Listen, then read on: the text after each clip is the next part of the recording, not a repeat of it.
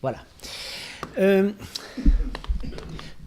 Monsieur le gouverneur, monsieur l'ambassadeur, monsieur le secrétaire perpétuel, chers collègues, mesdames et messieurs, il est à peine besoin de rappeler les liens de proximité et d'amitié qui existent depuis toujours entre le Collège de France, l'Académie royale de Belgique et, de manière plus générale, le monde universitaire belge. Ces liens, à vrai dire, ont parfois débouché sur quelques larcins commis par le Collège. Je citerai Franz Cumont, auquel me rattache à la fois le prénom et la passion pour la religion de Mitra. Ces larcins n'ont pas toujours abouti, fort heureusement. L'envie n'a pas manqué au Collège d'attirer Henri Pirenne. Il n'y a pas réussi et ce fut tant mieux pour l'enseignement belge. Ces liens anciens ont trouvé un cadre contractuel, peut-on dire, en tout cas plus régulier dans l'accord signé il y a quelques années avec le Collège belgique qui permet maintenant l'échange sur une base très fréquente et régulière de conférenciers et d'enseignants entre nos deux institutions. Je voudrais adresser mes remerciements les plus chaleureux aux personnes aux collègues qui ont directement organisé mon invitation. Je tiens donc à remercier directement Majo Simoen, Monique Mund, Dominique Lambert et Jacques Reiss. Et sans plus tarder, j'en viens au thème de ma conférence. Samarcande revisité par l'archéologie, les travaux de la mission franco-ouzbek depuis 1989. S'il fallait ajouter une entrée au dictionnaire des idées reçues de Bouvard et Pécuchet, je proposerais celle-ci, Samarcande, un nom qui fait rêver.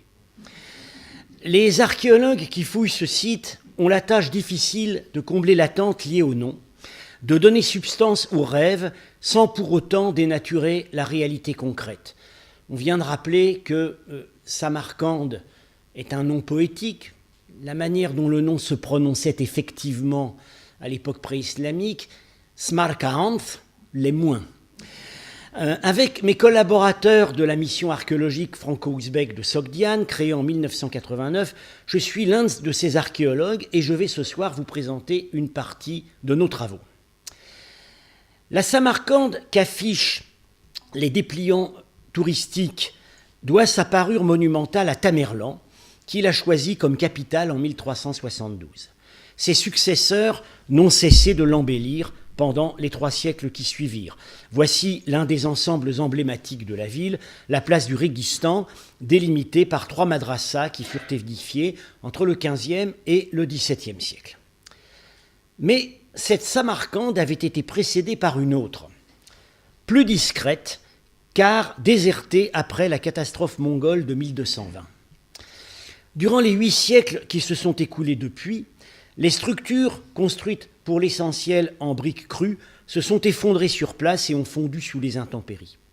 Elles se marquent par des collines et des talus où seules se reconnaissent les grandes lignes directrices, les remparts, la citadelle. C'est le cadre de nos fouilles.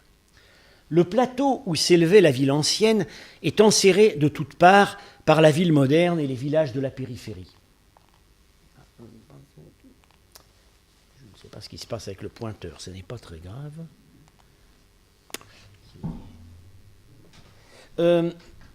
Au sud, on aperçoit les coupoles de la Samarcande de Tamerlan. Le site ancien, le plateau, est pour sa part appelé Château d'Afrasiyab ou simplement Afrasiyab. Ce nom fait référence à Afrasiyab, le mauvais roi du Touran, l'ennemi oriental de l'Iran, dans le livre des rois de Firdoussi. Afrasiyab est dit habiter un palais souterrain, qu'ici on identifiait aux hautes falaises de l'Eus, qui délimitent la ville ancienne. Mais ce nom trouve aussi des échos spécifiques dans la culture turque. Lorsque Mehmet le Conquérant entra dans Constantinople, des vers sur le palais désert d'Afrasiab vinrent sur ses lèvres lorsqu'il traversa les palais en ruine des Basiléus. Afrasiab était tellement haï des Persans que deux des premières dynasties turques musulmanes, les Seldjoukides et les Karakhanides, le revendiquèrent comme ancêtre, dans un acte d'auto-affirmation.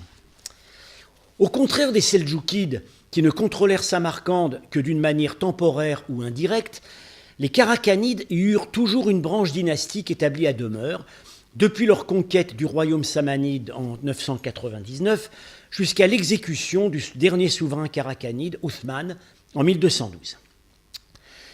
Les Karakhanides, justement, sont la période sur laquelle j'ai choisi de concentrer ce soir ma présentation de nos fouilles.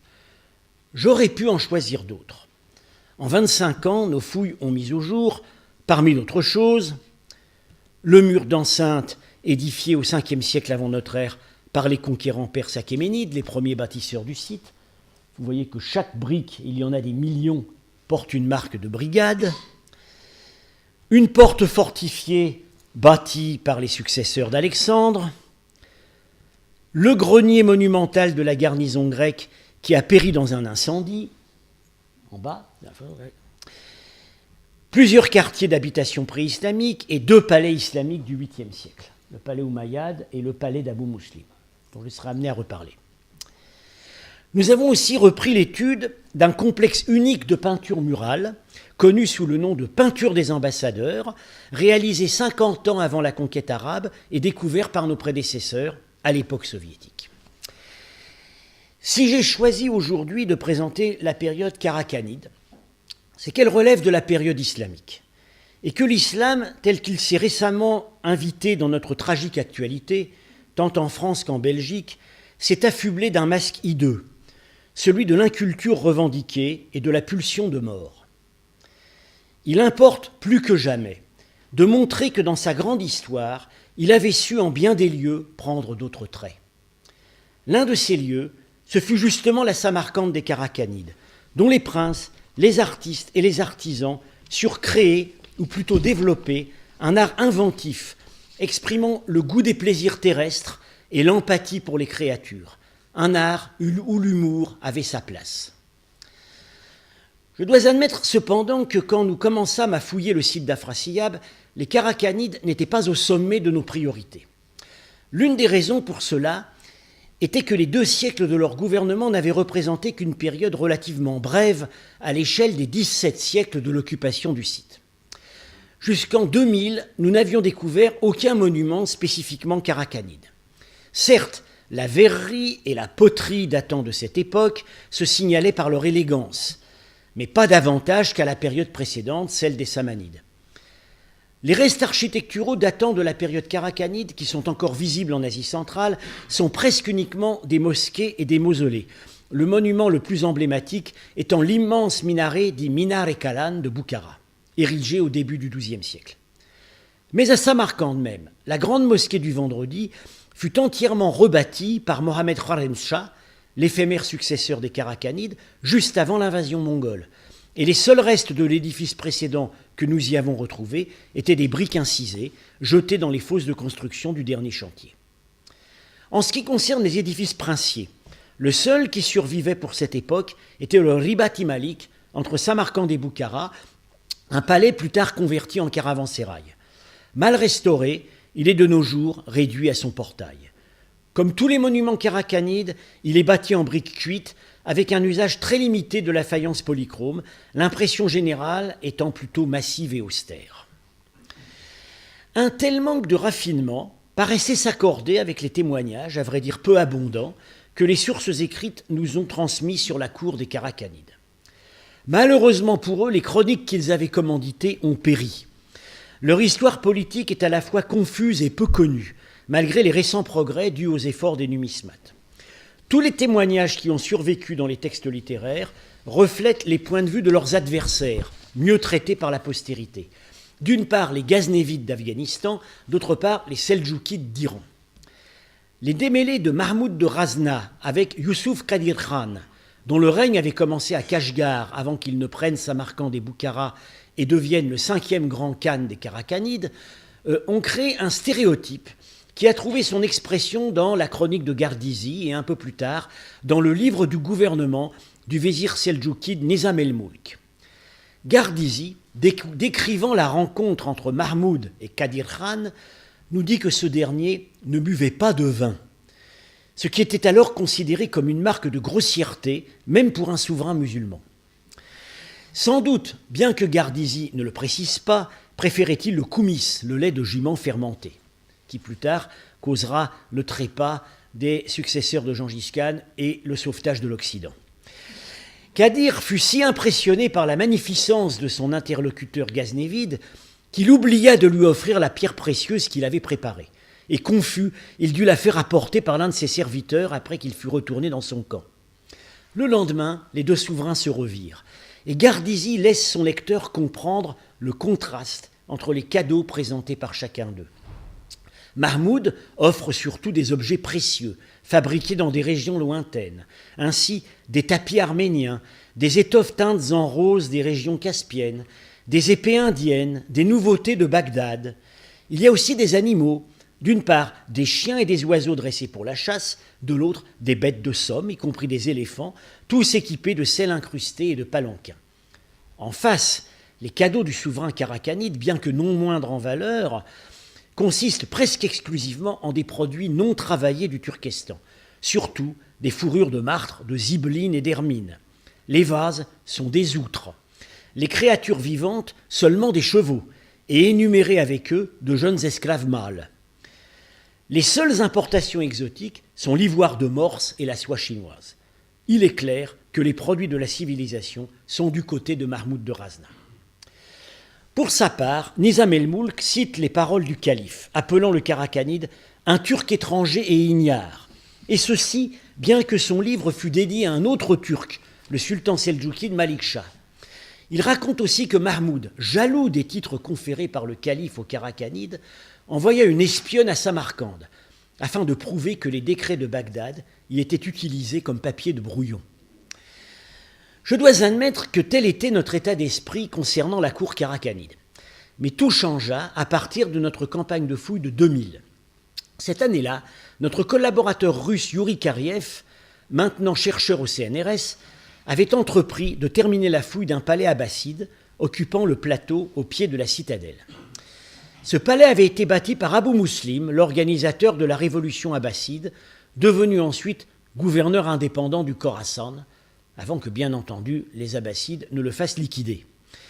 J'insiste une fois pour toutes sur le fait que les résultats et les interprétations que je vais présenter ici sont issus du travail de Yuri Kariev, à droite sur cette photo, qui a déjà publié plusieurs articles sur ces découvertes.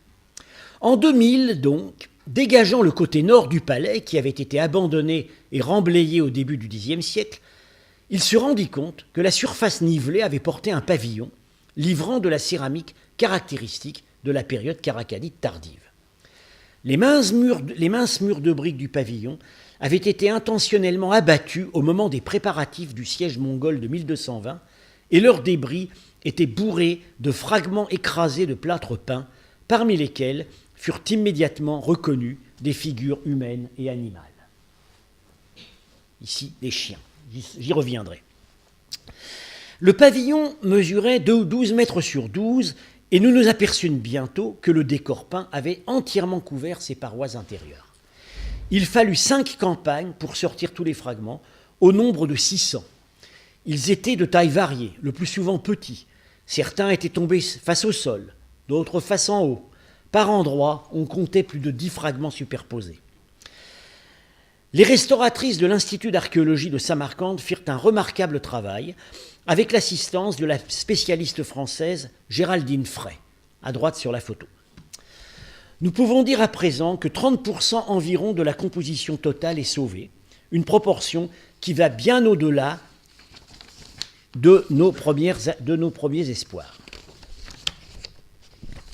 Le travail continue en laboratoire. Beaucoup de fragments doivent être encore nettoyés, un processus long et délicat, car ceux trouvés face en l'air ont dû être renforcés avec de la gaze pour pouvoir être enlevés. Gaz qu'il faut ensuite ôter sans abîmer, sans décoller la couche picturale. Les fouilleurs et les restauratrices ont enregistré la position de chaque fragment, ce qui bien sûr aide le travail de puzzle. mais pas dans tous les cas, car les pans de murs avaient été violemment abattus et même secoués pour permettre la récupération des bois de chaînage. En même temps, l'architecture a pu être élucidée. En fait, ce sont 6 pavillons, vous les voyez ici numérotés, qui furent édifiés simultanément sur la surface nivelée jadis occupée par le palais abbasside, lequel est indiqué en pointillé. Il était un seul de ces pavillons, celui découvert en premier, était décoré de peintures. Il était à la fois le plus grand et le mieux situé, avec une vue sur la vallée verte au nord de Samarcande. Le pavillon apparaît à droite. Les pavillons n'étaient pas contigus, mais dispersés, probablement dans un jardin, et ils étaient réservés à l'usage privé des parents et des familiers du souverain Karakanide, ou peut-être à ses diverses épouses, comme il est raconté dans le poème persan de Nezami, Les 7 princesses. Le palais fortifié, proprement dit, se situait au sommet de la citadelle, au fond ici, mais il fut exploité comme carrière de briques quand Tamerlan rebâtit la ville plus au sud, et ces derniers restes furent détruits en 1895 par l'explorateur français Jean Chaffonjon, qui fouillait à l'explosif. Une technique que parfois nous aimerions bien utiliser nous aussi.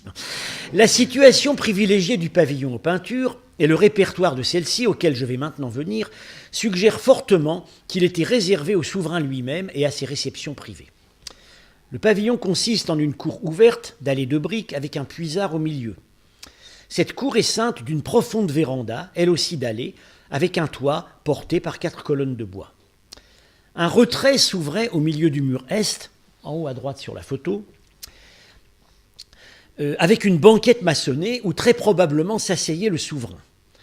Du côté ouest, en bas à gauche sur la photo, une cuisine et un bain jouxtaient la cour, tandis qu'un vestibule pavé de galets reliait à une rue montant à la citadelle. Les peintures étaient arrangées en compositions séparées, courant le long des murs et prises dans des cadres eux-mêmes peints. Vous voyez ici l'un de ces cadres. Ce qui nous permet d'évaluer la hauteur totale du décor à 3 mètres.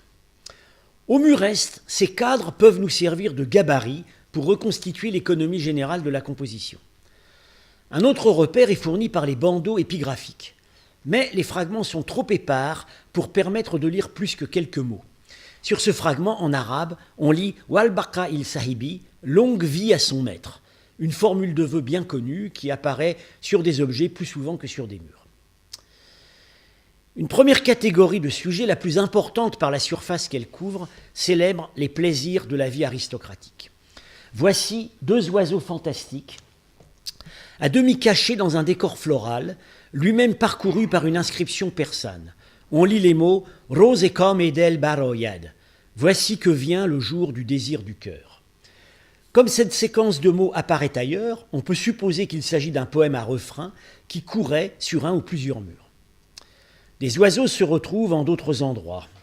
Voilà, le détail d'un des 2 oiseaux fantastiques. Ici, un coq. Et ici, de nouveau, des oiseaux fantastiques affrontés tête bêche dans un médaillon perlé. Une corniche portait une frise montrant des chiens de chasse. Un chien d'arrêt rouge à gauche et à droite un lévrier afghan à la course, à la tête dessinée avec maestria et une touche d'humour. 5 siècles auparavant, la même race de chiens était importée en Chine par des marchands de Samarcande qui furent figurés avec leurs marchandises dans des tombes impériales de la dynastie Tang. D'autres fragments encore illustrent le loisir de la chasse. Mais de manière significative, la guerre n'apparaît jamais. En fait, chaque fois qu'une scène dynamique implique plusieurs personnages, il s'agit de danseurs. Certains ont des moustaches, d'autres non, ce qui n'interdit pas de les identifier aussi comme des garçons. Un fragment, en haut ici, montre un geste contourné de la main qui évoque incontestablement, si je n'ai pas le pointeur ne marche pas, bon, c'est pas grave, qui évoque incontestablement la danse. Un autre en bas, alors là, évidemment sans le pointeur c'est un peu difficile, ça ne marche pas. Non, mais c'est pas bien grave. Alors peut-être avec la souris. Non. Voilà. Ici, ici le geste. Voilà.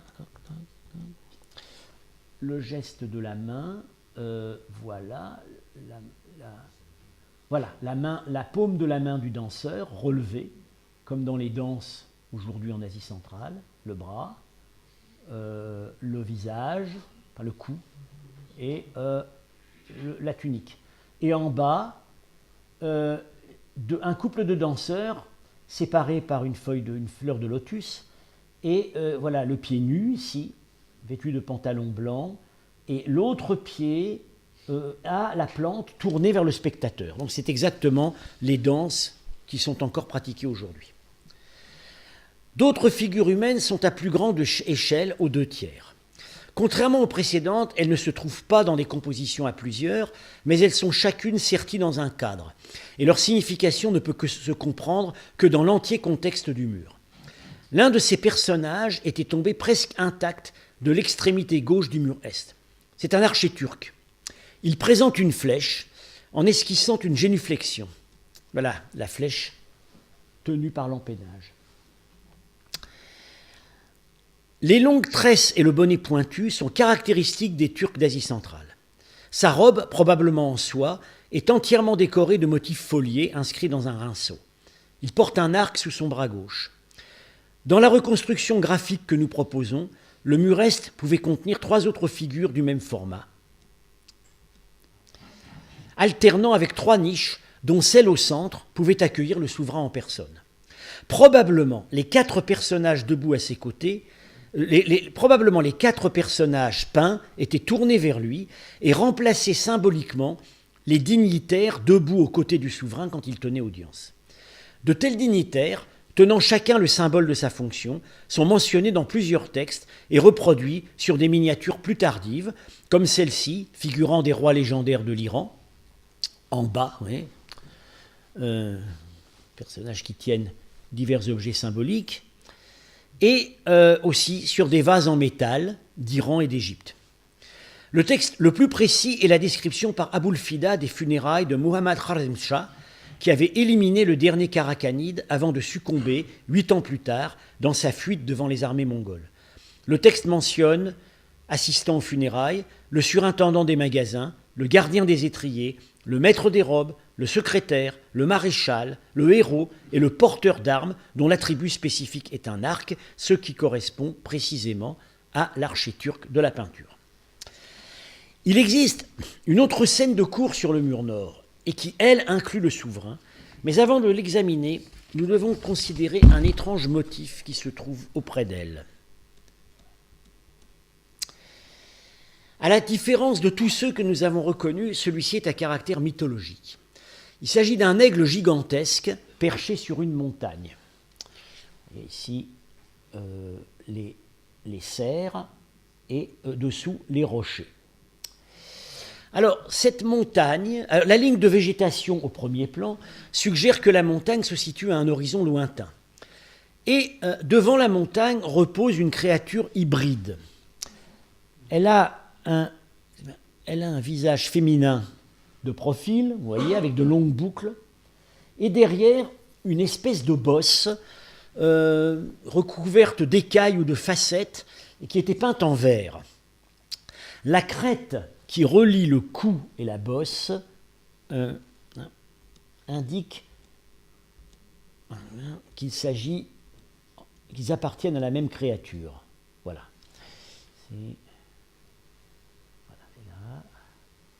Voilà la crête ici, sur la bosse et qui continue sur le cou. Donc on voit très bien qu'il s'agit d'une seule créature hybride.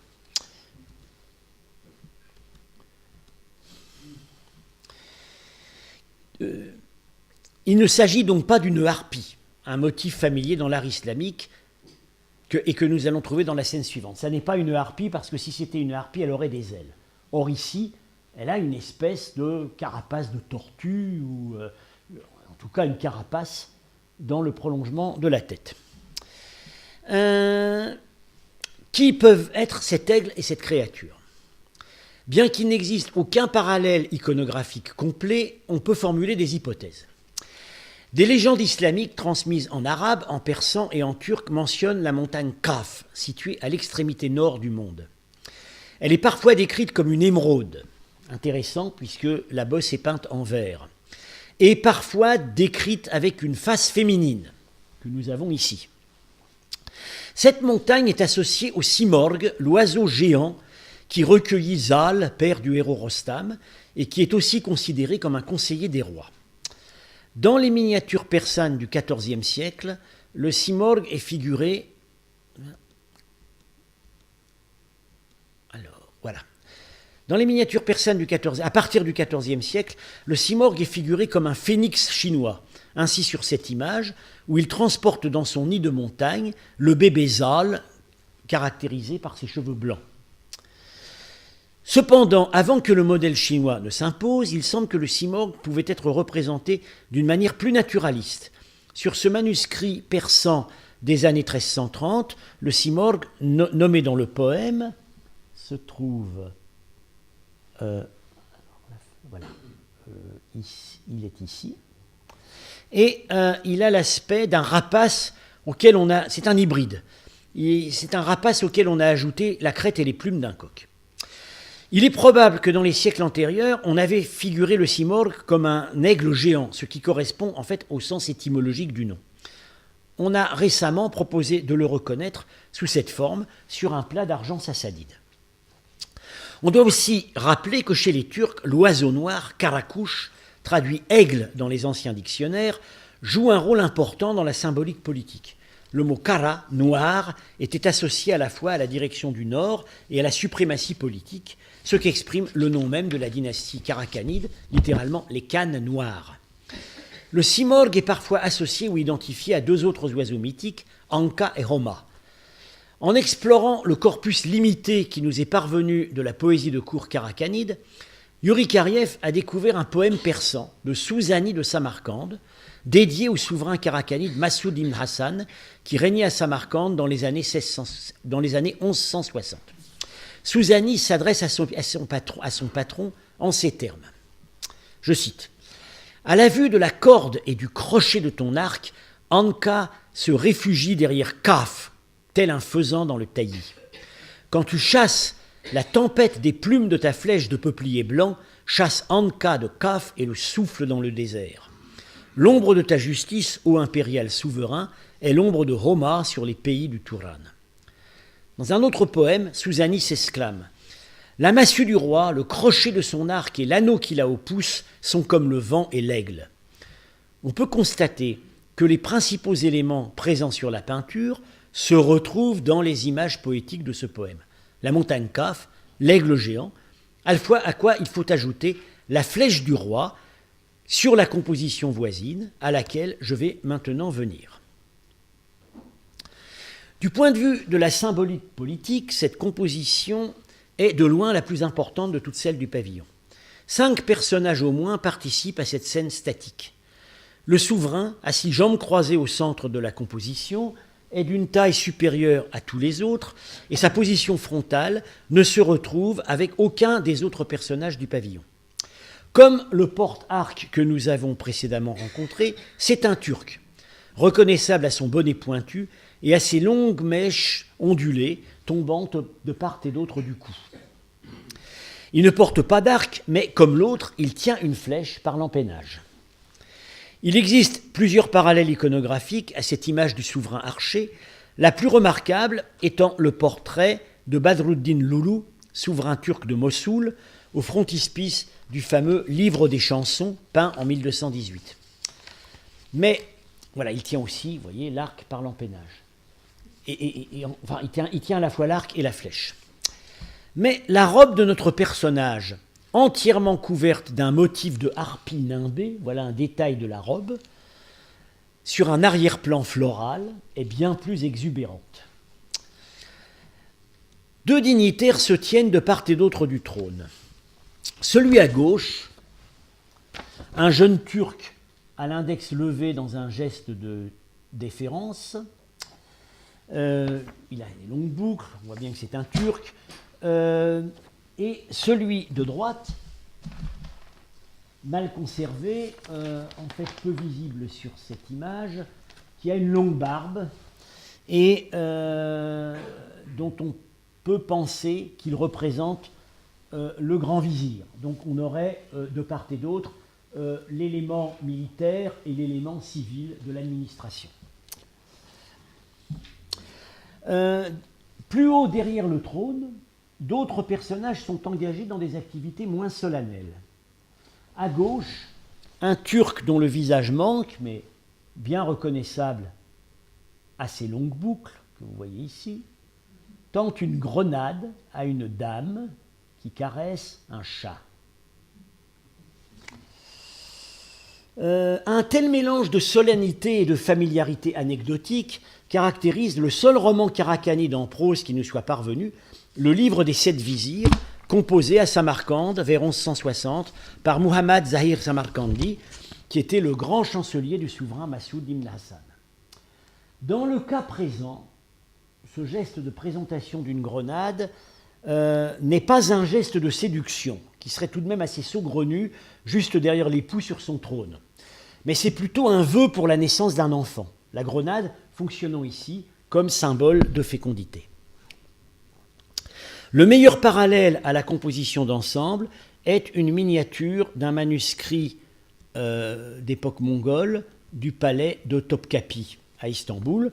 On note en particulier la position des dignitaires de part et d'autre et les 2 dragons aux angles supérieurs du trône qui occupent la même position que les chats sur notre peinture. Voilà, un dragon. Même position que les chats. En observant la figure du souverain, nous sommes inévitablement amenés à nous poser la question du commanditaire de ces peintures. Tout cet ensemble de peintures était visiblement destiné à un petit cercle de familiers, non à une contemplation publique. Aucun sujet ni aucune inscription ne renvoie à la religion. L'examen interne des peintures donne des indices quant à leur date, mais au stade présent de notre étude, il faut reconnaître que ces indices ne sont pas complètement cohérents les uns avec les autres, même si la période à laquelle ils renvoient est limitée à un demi-siècle, le dernier demi-siècle de l'histoire karakanide. Le premier indice est de nature épigraphique. Un fragment de bandeau provenant du mur est porte quelques lettres déchiffrables. En haut vole une créature avec un étrange chapeau. Cette créature a des ailes. C'est ce que les textes persans appellent une péri, une fée. Et dessous, on voit quelques lettres. Alors, ces lettres sont Sin, Ain, Wav et Dal. Alors, c'est une séquence qui a un nombre limité de correspondants possibles, en arabe et en persan. Et en fait, l'un des plus probables, c'est le nom Massoud. Seuls 2 souverains karakanides ont porté ce nom, Massoud ibn Hassan et son fils Muhammad ibn Massoud. Leurs règnes successifs ont occupé les années 1160 et 1170. On sait peu de choses du fils, mais le père fut un patron des lettres persanes. C'est à lui que furent dédiés le livre des 7 vizirs et le recueil poétique de Souzani Samarcandi que j'ai eu l'occasion de citer à propos de la composition à l'aigle. Mais dans le même temps, la lecture reste hypothétique. Et même si l'inscription contient le nom de Massoud, elle aurait pu être apposée par un souverain ultérieur. Nous n'avons pas le contexte de l'inscription. Une raison que nous avons de ne pas exclure la possibilité d'un souverain plus tardif vient de certaines caractéristiques du visage. C'est un très jeune homme, et même un adolescent. Contrairement à l'officier turc à sa gauche, il n'a qu'un duvet en guise de moustache. Sa face est toute ronde, conforme en cela au type idéal de la beauté tant masculine que féminine, le mahroy ou face de lune, célébré par d'innombrables vers persans qui l'associent presque toujours aux Turcs. Encore au XIVe siècle, Hafez célèbre le ou la turc de Samarcande au visage de lune. Le persan n'a pas la distinction des genres et joue constamment sur l'ambiguïté sexuelle. Dans le cycle de peinture que nous examinons, l'élément turc est absent des inscriptions, qui sont seulement en arabe et en persan, mais il demeure présent comme idéal physique, au moins au niveau supérieur de la société. Plus précisément, nous savons qu'un visage de lune et un charme juvénile caractérisaient Othman ibn Ibrahim, le dernier souverain karakanide de Samarcande. Comme plusieurs de ses récents prédécesseurs, il était un patron des lettres et un poète lui-même. Je cite ici des vers de Muhammad Aoufi, qui était son ami. Il était le prince dans le rire duquel la perfection de la bonté céleste reflétait l'image de la lune. Il était le sultan qui mettait le charme du musc noir dans un grain de beauté sur ses joues colorées.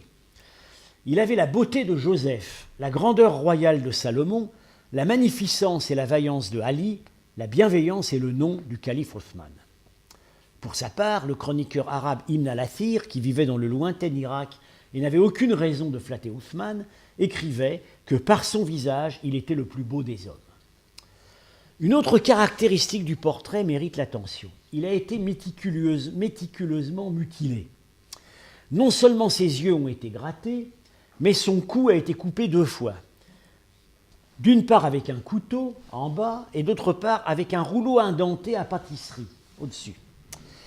Certes, c'est l'entier décor du pavillon qui s'est trouvé victime de déprédation.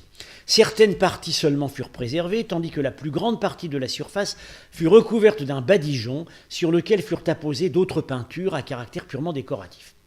L'idée qui se présente d'abord à l'esprit, c'est d'attribuer ces mutilations à des zélotes musulmans qui auraient eu l'occasion de se rendre maîtres des quartiers royaux.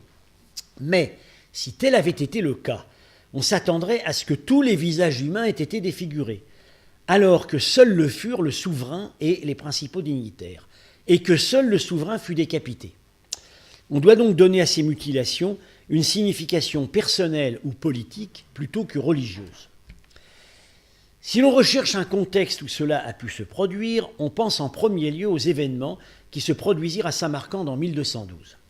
Cette année-là, Othman, le jeune souverain dont les poètes avaient célébré la beauté, fut renversé et exécuté par son suzerain Mohamed ibn Tekesh, le roi du Khorezm, donc le Khorezm-Shah, qui avait pris la ville. Depuis son accession au trône, Othman, comme avant lui ses prédécesseurs immédiats, avait tenté de maintenir une certaine indépendance en jouant double jeu avec les 2 pouvoirs rivaux qui se partageaient l'Asie centrale, depuis la fin du sultan Sanjar, le dernier grand Seldjoukide. Du côté oriental, les Karakitaï, des Mongols bouddhistes qui avaient été précédemment maîtres de la Chine du Nord. Du côté occidental, les Khorezm-Shahs turcs, anciens gouverneurs des Seldjoukides, dans le pays du Khorezm, c'est-à-dire au sud de la mer d'Aral. On a découvert dans la fouille du palais un objet témoignant d'une présence militaire des Karakitaï à Samarcande. Les fragments d'une garniture de sel en argent doré, portant à gauche un motif de dragon avalant une perle, vous voyez, dans le plus pur style chinois de la dynastie Liao, c'est-à-dire les ancêtres des Karakitaï. Voilà le dragon, ses longs cheveux et la perle qu'il a dans la bouche. On peut supposer que cet objet avait appartenu à un noble Liao, émigré de Chine, dont les descendants s'étaient trouvés au service des Karakanides à Samarcande. Les Karakitaï étaient également renommés pour la beauté de leurs femmes. Et Othman, bien que déjà marié à Khan Sultan, fille du Khorezm-Shah, n'avait pas pu résister à la tentation d'épouser aussi une princesse Karakitaï. Celle-ci était tout autant que son époux une parfaite image de la beauté idéale selon les poètes. Plus tard, Juvaini, chroniqueur du désastre de la conquête mongole, devait se répandre en effusion sur le jeune couple. Je cite « Le visage de la lune était un reflet de ses joues, et c'est pour elle que fut envoyée du ciel la sourate de la beauté. Le sultan des sultans s'éprit d'elle. Dans son désir, la tunique de sa patience se déchira comme une rose qui s'épanouit. Leur amour était devenu aussi fameux que celui de Youssouf et Zulaïcha, c'est-à-dire Joseph et la femme de Putiphar. Tandis que se déroulaient ces amours adolescentes, la première épouse Khan Sultan, en fureur, envoyait des messagers au Khorezm, se plaignant en des termes que Juvaini, toujours lui, nous a transmis. Le sultan s'est retourné contre mon père et a de nouveau parti lié avec le roi des Karakitaï. Il m'a humilié lors d'une fête. en m'obligeant à servir la fille qu'il a reçue de lui en mariage. Malheureusement pour Ousmane, il avait fait le mauvais choix. En 1212, son beau-père, le roi du Khorezm, prit Samarcande après un siège sanglant. Sa première intention était d'épargner la vie de son gendre. Mais Khan Sultan insista auprès de son père pour qu'il soit exécuté. Plus tard, elle fut durement punie de son orgueil. Gengis Khan fit massacrer toute sa famille et elle-même se retrouva dans la plus totale misère. Le seul qui voulut bien d'elle fut un teinturier, la profession la plus méprisée dans la culture islamique, et elle termina ses jours avec lui dans une ville de province. Lorsque nous nous aperçûmes, Youri Kariev et moi, que le souverain de la peinture avait été décapité au rouleau à pâtisserie, notre premier mouvement fut de reconnaître la main de l'épouse bafouée. Ayant pris un peu de recul, nous sommes prêts maintenant à considérer d'autres options. Les mutilations sont certainement en rapport avec le changement dynastique qui survint en 1212, mais nous ne pouvons pas exclure que le souverain ait été un prédécesseur d'Ousmane. En ce cas, peut-être Massoud ou son fils, comme y inviterait la lecture de l'inscription. Le nettoyage et le réassemblage des fragments encore en cours permettra peut-être de trancher. J'essaierai, pour conclure, de formuler un jugement sur ce rôle nouvellement révélé des Karakhanides comme patrons d'une école de peinture. Par la virtuosité du dessin, qui ne néglige aucun détail, par la touche d'humour, par le dosage subtil des couleurs, cette école semble être la source immédiate de la miniature persane que nous voyons émerger un siècle plus tard à la cour des Mongols de Perse, avec ses procédés déjà tout constitués. Dans le même temps, le pavillon peint de Samarcande s'offre à nous comme un phénomène assez isolé dans l'art islamique de l'Iran et de l'Asie centrale. Des peintures murales montrant des rangées de pages nous sont parvenues dans le palais ghaznévide de Lashkari Bazar en Afghanistan, mais la comparaison avec les peintures de Samarcande ne tourne pas à leur avantage.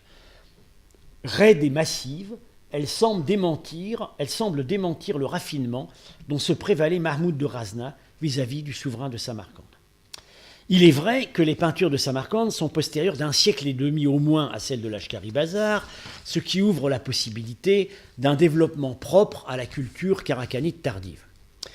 Youri Kariev, dans ses articles, envisage l'évolution continue d'une école locale qui aurait eu ses racines dans la grande peinture préislamique. Un siècle avant nos peintures, le décor de bois sculpté et polychrome de la grande mosquée de Boukhara fut exécuté à Samarcande, puis transporté à Boukhara, ce qui suggère qu'on reconnaissait une supériorité aux artistes de Samarcande.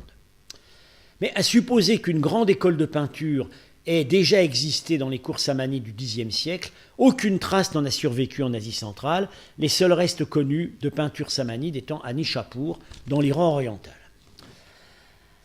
Mon regretté ami Boris Marchak, conservateur à l'Ermitage et directeur des fouilles de Penjiken près de Samarcande, avait attiré notre attention sur les nombreuses similitudes de nos peintures avec les poteries peintes de l'Iran seldjoukide, relevant du fameux style Minahi, dont de magnifiques exemplaires se trouvent au Louvre. Il nous suggérait que la peinture seldjoukide ne s'était pas confinée à ce support étant en fait le seul reflet subsistant d'un art perdu de la miniature et de la peinture murale. Toujours selon lui, le déclin des cours iraniennes au milieu du XIIe siècle aurait incité les peintres à chercher de l'emploi dans des régions éloignées, et notamment à la cour karakhanide. Une forte contribution seldjoukide a déjà été remarquée tant dans la décoration d'églises géorgiennes qu'à la cour de Konya en Anatolie. Alors, pourquoi pas aussi à Samarcande? Tout cela, on le voit, offre de la matière à nos recherches futures. Mais nous avons aussi des échéances plus proches.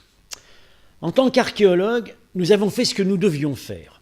Fouiller, récupérer le maximum d'informations de contexte, consolider les fragments, réassembler, tenter d'interpréter, commencer à publier.